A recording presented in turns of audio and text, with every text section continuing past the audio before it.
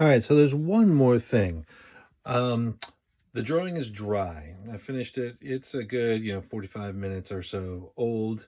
It's virtually dry. But one thing that I wanted to point out, so I mentioned before that, once you get the wash down, the water kind of sets the pigment into the paper almost, right?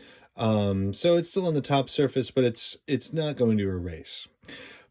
But if you're careful, you can use a blade to take off the top surface of the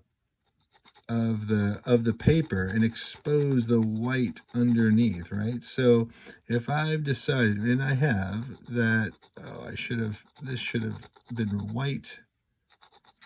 This area, there's a highlight that kind of gets up into the eye socket. Okay, and I can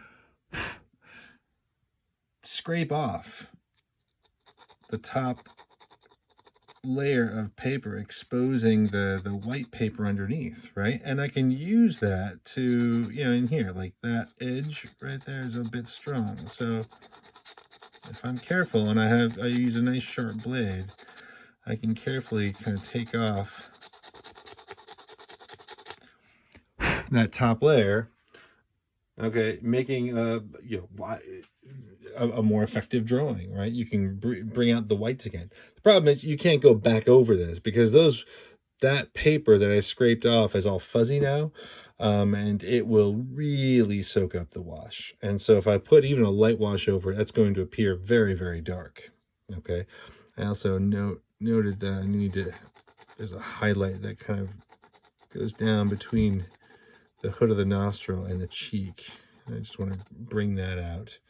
And also the corner of the mouth. This area is a little bit dark. So, it's not, I don't want it necessarily white, but lighter.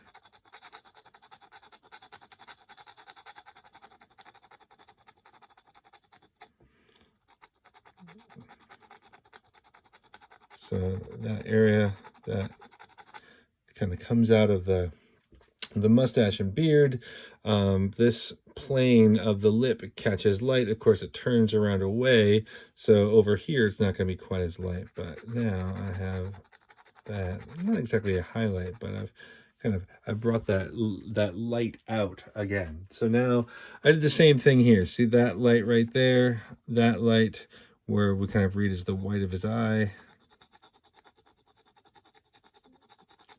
Okay, so now I've carved this white out, their light out, this light out, and that little light, soften that. So now the eye socket reads much, much more effectively than it did before, just with a blade.